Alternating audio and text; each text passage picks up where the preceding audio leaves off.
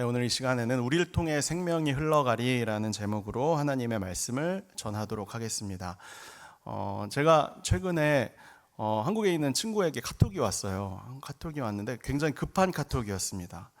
그래서 뭔가 싶었는데 자기가 지난 밤에 꿈에 저가 나왔대요. 제가 나왔는데 제가 지금 입고 있는 이 양복 말고 비싼 명품 양복에 그 L사의 그 벨트와 그리고 G사의 구두를 신고 그리고 롤스모로 시작하는 차에서 내리면서 저희 뒷자리에 타라고 이렇게 안내를 해주더랍니다. 그러면서 혹시 요즘 무슨 일 있냐라고 이렇게 물었습니다. 그래서 아무것도 없다고 전해주었습니다. 그랬더니 그 친구가 싱겁게 마지막 말은 이거였습니다. 잘 되면 나를 잊지 말라 였습니다. 그래서 절대 잊지 않겠다고 하면서 카톡을 마무리 지었는데 제가 이제 그 카톡을 보면서 무슨 이런 싱거운 친구가 다 있나 하면서 이제 제가 마침 주어로스코에서 나오던 길이었거든요. 나오는데 주어로스코에 나오면서 혹시 뭐 있는지 아세요? 복권 자판기가 있습니다. 그래서 이거를 사야 하나 말아야 하나 고민을 하다가 샀을까요? 안 샀을까요? 샀으면 얘기를 안 하겠죠. 안 샀습니다. 안 사고 당당히 나왔는데 제가 사실은 나오면서 검색을 해봤습니다. 1등 당첨 확률이 얼마인가 제가 계산해봤거든요. 그 숫자 몇 개 중에 뭐 빨간 거 몇 개, 하얀 거 몇 개 이런 거 맞춰야 되더라고요.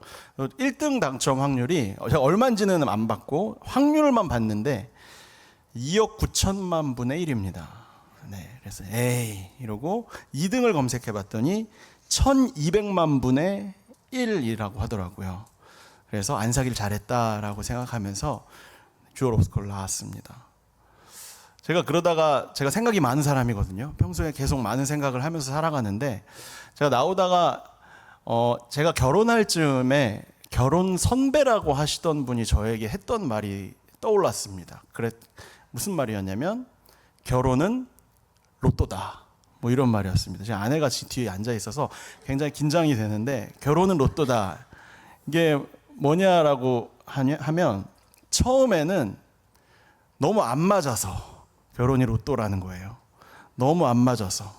그런데 살아가다 보니 점점 하나님이 이 사람을 향해서 나에게 섭리로 이 사람을 나를 만나게 해주셨구나.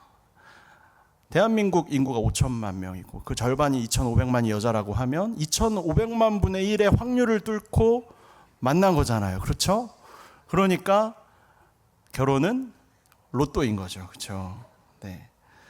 저는 이렇게 생각하면서 우리 교회 공동체도 이와 마찬가지이지 않을까 하는 생각을 해보았습니다. 전 세계 인구가 약 60억 인구라고 하죠. 그리고 미국의 인구를 제가 찾아봤더니 3억이더라고요.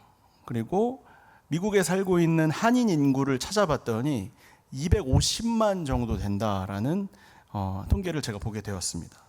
그러면 우리가 지금 이 자리에 앉아 계신 분들은 60억 분의 1을 뚫고 온 거죠.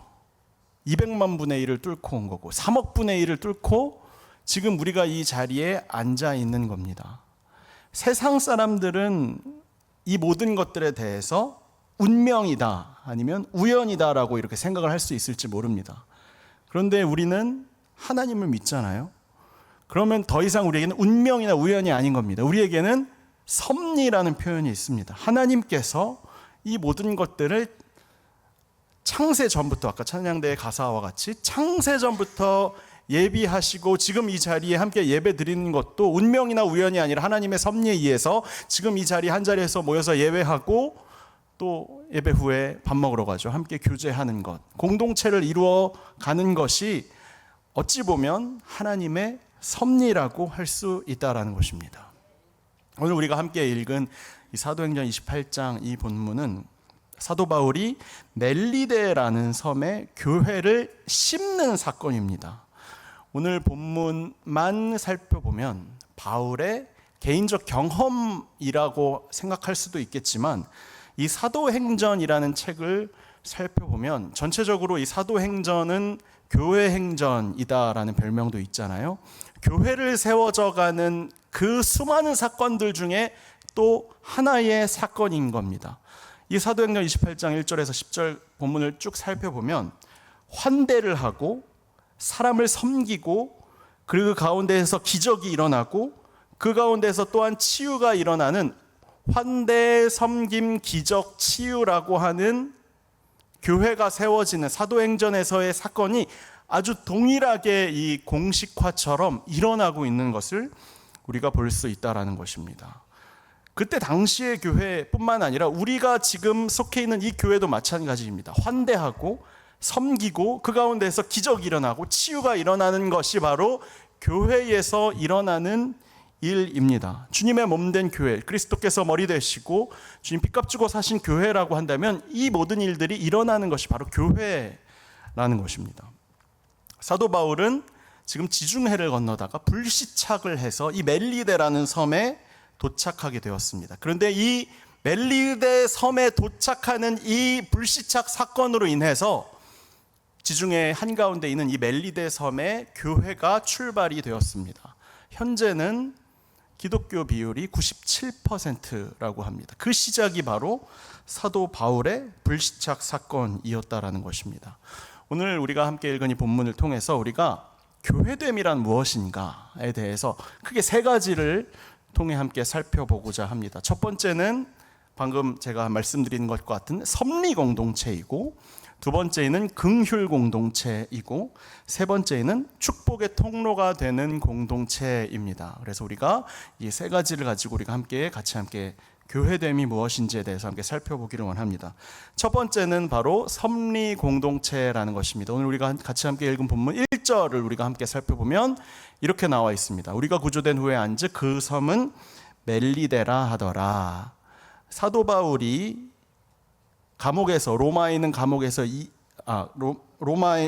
사도 바울이 감옥에서 2년 동안 살아가다가 이제 하나님의 마지막으로 말씀하신 그 로마로 가기 위해서 지중해로 가는 배를 타게 되었습니다. 가고 있는데 유라굴로라고 말하는, 우리가 지금으로 말할 것 같으면 토네이도나 태풍과 같은 거대한 폭풍우를 만나게 된 것입니다.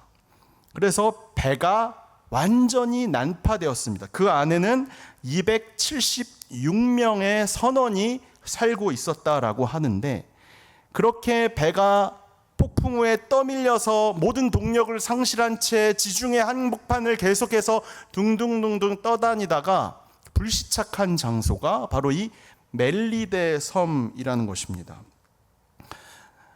제가 멜리데 섬에 불시착할 확률을 계산해 봤습니다. 지중해가 총 96만 제곱마일이거든요. 크기로 따지면 미국 본토의 3분의 1 크기입니다. 이와 같은 어마어마한 지중해에서 멜리데 섬의 크기는 0.013 제곱마일입니다. 그러면 축구장 6개 크기입니다. 그래서 제가 또 확률을 계산해 봤더니 지중해에서 조난을 당해서 멜리데 섬에 불시착하게 될 확률은 7,423만 분의 1입니다. 파워볼 2등 당첨될 확률과 동일합니다. 여러분, 이게 무엇을 의미하냐면 지중해에서 떠다니다가 멜리데 섬에 불시착할 확률은 거의 없다고 보면 되는 겁니다. 만약에 이 멜리데 섬을 만나지 못하게 되었으면 바울을 비롯한 276명의 선원들은 어떻게 되었을까요? 죽는 거죠. 죽는 건데, 그 하필이면 멜리데 섬에 파워볼 2등 당첨될 수 있을 만한 확률로 그곳에 불시착하게 되는 사건이 바로 이 사건이라는 것입니다. 그런데 우리가 생각할 때는 우연이다, 운명이다라고 생각할 수 있잖아요. 그런데 바울은 이미 이 모든 것들을 하나님께서 예비해 두셨고 섭리해 두셨다라고 이야기를 하고 있습니다. 사도행전 27장 25절에서 26절까지 보면 이렇게 이야기합니다. 한번 같이 읽어볼까요? 시작. 그러므로 여러분이여 안심하라. 나는 내게 말씀하신 그대로 되리라고 하나님을 믿노라. 그런즉 우리가 반드시 한 섬에 걸리리라 하더라. 한 섬에 걸릴 것을 이미 알고 있었다라는 것입니다. 하나님의 섭리와 계획 중에 반드시 있을 것이다 라는 것입니다. 이 멜리데라는 섬의 이름의 의미는 그 원주민들이 사용하던 가나안어로 피난처라는 의미입니다. 최악의 풍랑 속에서 하나님이 276명의 선원들에게 피난처를 예비해 두시고 섭리해 두셨다라는 것입니다. 우리 삶에도 적용해 볼 수 있습니다. 인생이라는 거대한 폭풍우와 풍랑을 살아갈 때에 하나님께서 우리에게 예비해 두시고 섭리와 같이 준비해 놓은 피난처가 여기에 있습니다. 하나님이 우리에게 허락하여 주신 이 교회 공동체입니다. 그렇기 때문에 지금 우리가 함께 앉아 있는 것은 우연도 아니고 운명도 아니고 하나님의 섭리라는 것입니다. 이 폭풍과 같은 인생길 걸어갈 때 우리가 누구를 의지하겠습니까? 이 피난처 속에서 만나는 하나님, 그리고 하나님을 함께 만나는 그 사람들을 함께 교제하고 소통하면서 하나님을 아는 그 기쁨을 누릴 수 있는 곳이 바로 우리에게 허락하여 주신 이 교회라는 것입니다. 두 번째로 오늘 본문에 나타나는 교회 공동체의 특징은 긍휼 공동체입니다. 오늘 우리가 함께 읽은 이 본문에 나타나는 지금 이 상황, 사도 바울에게 처한 상황은 지금 사도 바울은 나이가 한 60세 정도 되었습니다. 우리가 2000년 전임을 생각해 보아야 하거든요. 당시 평균 나이가 60살 정도가 되었습니다. 그러니까 거의 돌아가시기 직전에 할아버지인 거죠. 그런데 직전에 어떤 일이 있었습니까? 2년 동안 감옥에 갇혀 있다가 지금 막 나온 상태입니다. 60살 먹은 할아버지가 2년 동안 더군다나 감옥에 갇혀서 힘들게 살다가 지금 배를 탔는데 배에서도 1등석은 아니었겠죠. 저렴한 배의 좌석을 구매해서 타고 가던 중에 조난을 만난 것입니다. 폭풍우를 만난 것입니다. 지금 음식도 제대로 먹지 못하는 그런 어려운 상황 가운데에 있습니다. 이와 같은 상황에서 멜리데 섬을 만나게 되었는데 그곳에 살고 있던 원주민들은 이 바울을 향하여서 특별한 동정을 해주었다라고 이야기를 하고 있습니다. 2절 말씀 같이 함께 읽어볼까요? 2절 말씀 시작. 비가 오고 날이 참에 원주민들이 우리에게 특별한 동정을 하여 불을 피워 우리를 다 영접하더라. 그리고 이어지는 마지막 10절을 보면 그들과 마지막에 떠날 때에는 어떤 관계로 맺음을 하였는지 얘기하고 있습니다. 한번 같이 함께 읽을까요? 후한 예로 우리를 대접하고 떠날 때에 우리 쓸 것을 배에 실었더라. 이들은 바울에게 특별한 동정을 베풀어 주었고 그로 인하여서 이들과 특별한 관계가 되었다라고 이야기를 하고 있는 것입니다. 특별한 동정이라 이 단어는 성경에서 굉장히 중요한 단어입니다. 예수님이 모든 기적과 치유와 이적 기사를 베푸실 때에 바로 직전에 예수님이 하시는 말씀이 뭔지 아십니까?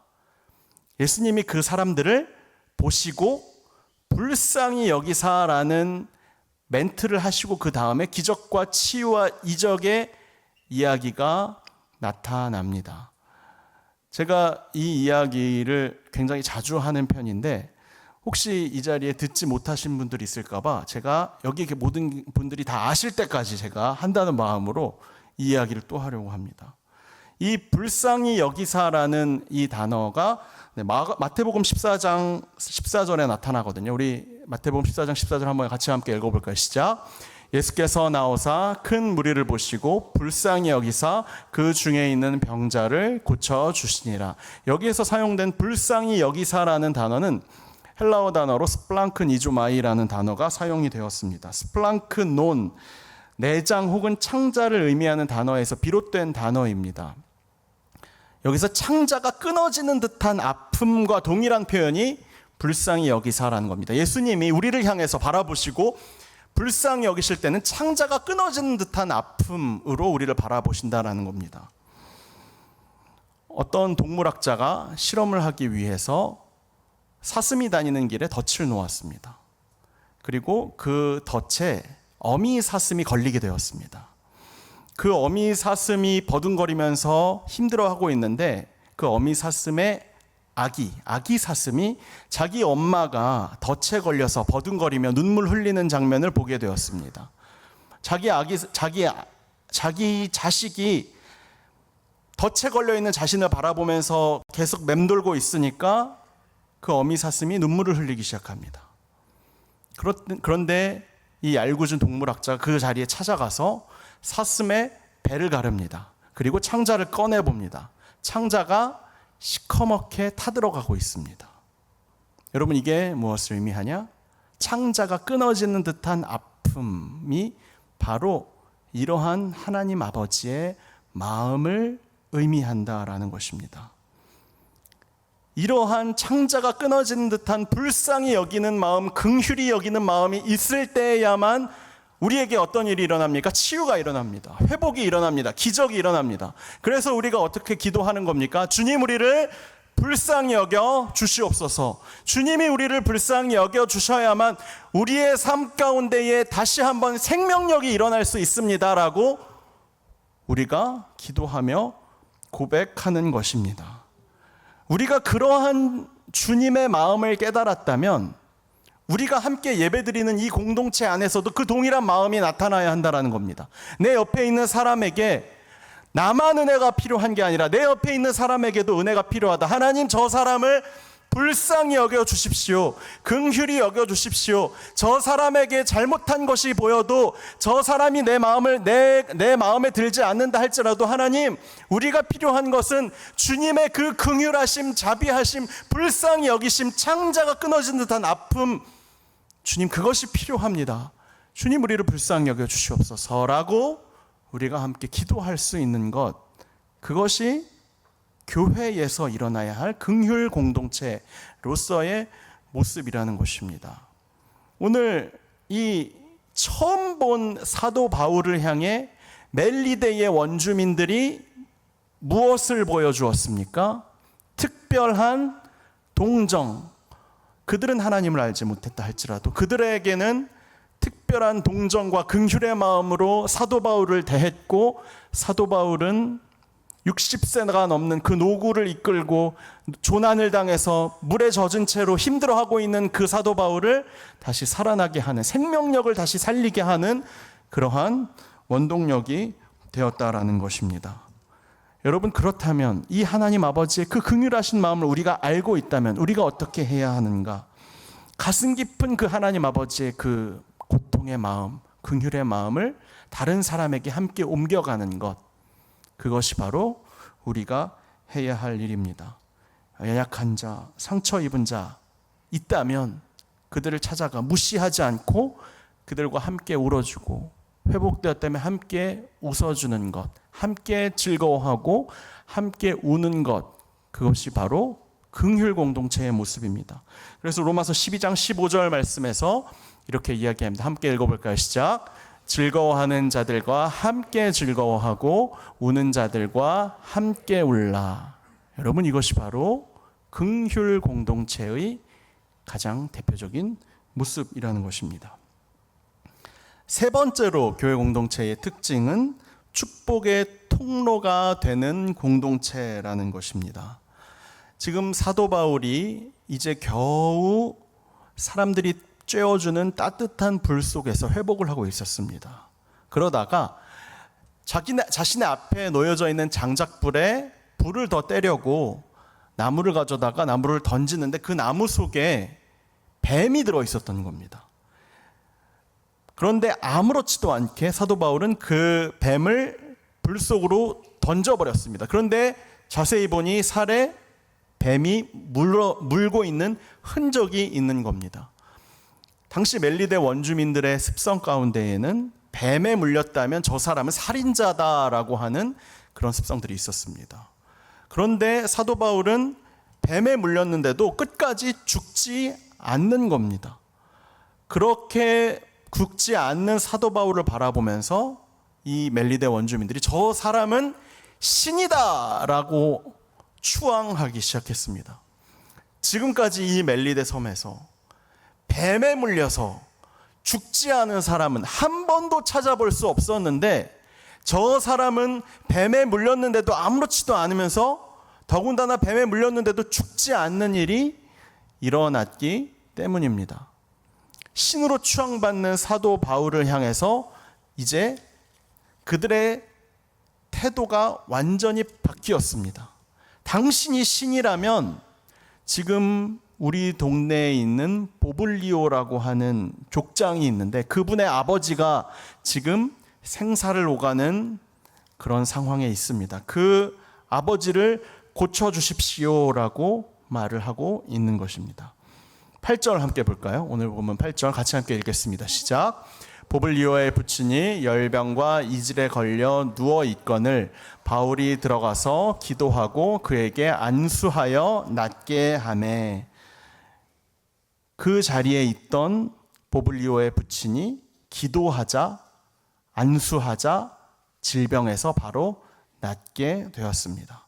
그 소식을 듣고 그 동네에 있던 모든 병자들이 다 사도 바울에게 몰려서 기도를 받고 안수를 받았더니 모두 나음을 얻었다라는 것입니다. 여러분 한번 생각해 볼까요? 사도 바울이 다 죽어가던 것을 멜리데 원주민들이 살려주었습니다. 그런데 반대로 이 짧은 기간 동안 사도 바울은 또 멜리데 주민들의 아픔과 그리고 질병들을 고쳐주고 있는 겁니다. 생명이 들어오고 또 나가는 그런 장면입니다. 서로를 향하여서 긍휼함이 오고 갔더니 생명이 오고 가고 그것을 통하여서 축복이 오고 가는 축복의 통로의 공동체가 되는 것, 그것이 바로 이 멜리데 섬에서 일어난 교회 공동체의 세 번째 특징, 축복의 통로의 공동체가 되었다라는 것입니다. 여러분, 지금까지 살아왔던 나의 인생길을 한번 되돌아보셨으면 좋겠습니다. 지금 살아온 나는 스스로 성장할 수 있었습니까? 잘 생각해 보시면 지금까지 내가 만나왔던 수많은 사람들, 가족부터 시작해서 선생님 혹은 목회자 그리고 동료들, 친구들, 이 모든 사람들의 영향력이 서로 주고받지 않았다면 지금의 나는 없었을 것입니다. 여러분, 공동체도 한번 생각해 보십시오. 내가 만나는 수많은 사람들이 있죠. 그룹도 있습니다.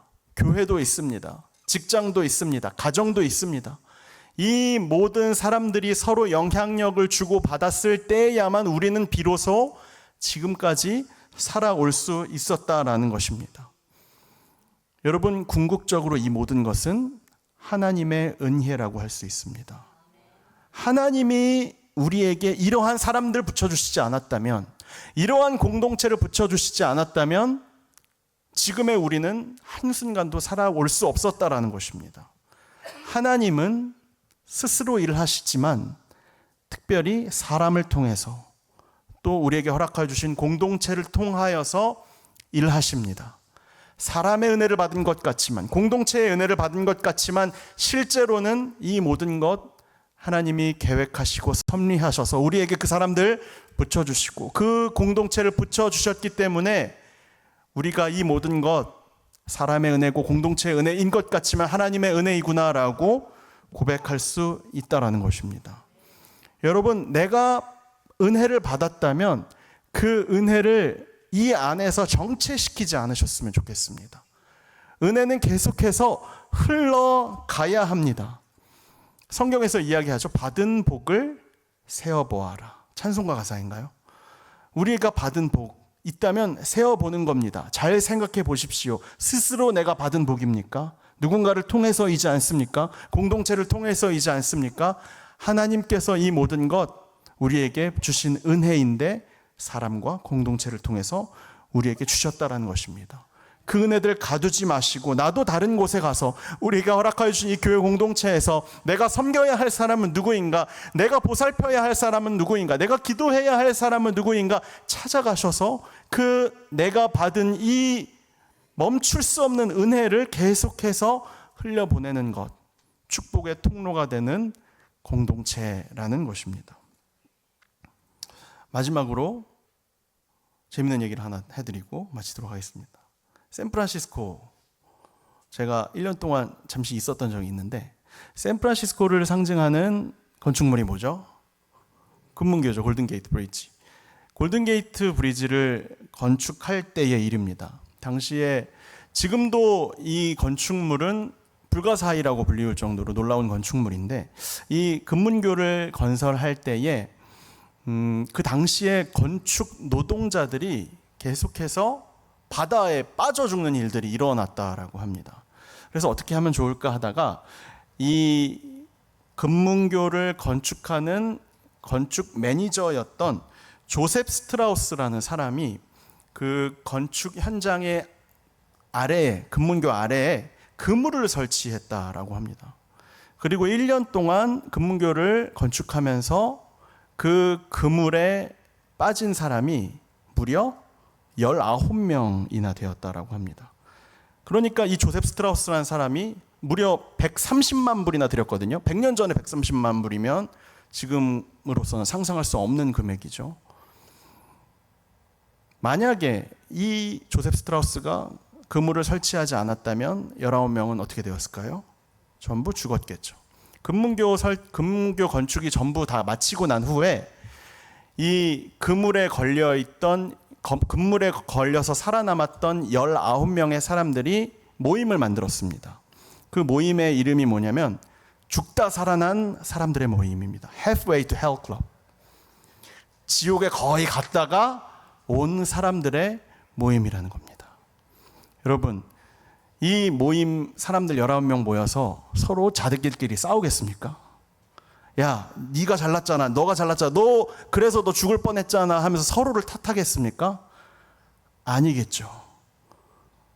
우리가 이 그물에서 살아날 수밖에 해준 그 조셉 스트라우스를 향한 그 감사를 표하지 않겠습니까? 여러분, 교회도 마찬가지 아니겠습니까? 여기 모여있는 우리는 잘 보시면 죽다 살아난 사람들입니다. 죄와 사망에서 십자가를 통해서 건짐을 받은 사람들입니다. 그래서 이 자리에 함께 모여 있는 겁니다. 한 주에 한 번 모여서 우리가 시마다 때마다 모여서 뭐 합니까? 서로 우리가 죽음에서 건짐 받았지, 우리가 십자가 은혜로, 그 보혈의 은혜로 건짐을 받았지, 우리가 구원을 받았지, 그거 서로 감사하고 표현하라고 우리가 지금 이 자리에 모여서 함께 예배하고 또 교제하는 겁니다. 우리가 교제할 때 무슨 얘기 해야겠습니까? 우리가 받은 은혜 하나하나 세어보면서 그 감사의 제목들을 나누면서 교제하고 교통하는 것이 바로 우리가 교회로 모여있는 이유 아니겠습니까? 그렇기 때문에 우리가 오늘 함께 나눈 이 세 가지가 오늘 우리가 교회 가운데 일어나게 되어야 하는 것입니다. 첫 번째 무엇입니까? 섭리 공동체이죠. 두 번째 무엇입니까? 긍휼 공동체이죠. 세 번째 축복의 통로. 이 세 가지는 우리가 십자가 은혜로 말미암아 죽다 살아났기 때문에 받은 그 은혜 때문에 마땅히 흘려보내야 할 세 가지의 이유가 되는 것입니다. 우리가 그 은혜를 잊지 않는 우리 교회가 되었으면 좋겠습니다. 우리는 죽다 살아난 사람들입니다. 우리는 하나님의 섭리로 말미암아, 하나님의 긍휼로 말미암아, 하나님의 축복으로 말미암아 죽다 살아난 사람들입니다. 그 섭리와 긍휼과 축복이 내 안에만 갇혀 있지 말고, 고여 있지 말고 계속해서 흘러가는 우리 베델 장로교회가 되었으면 좋겠습니다. 우리 함께 찬양했으면 좋겠는데요.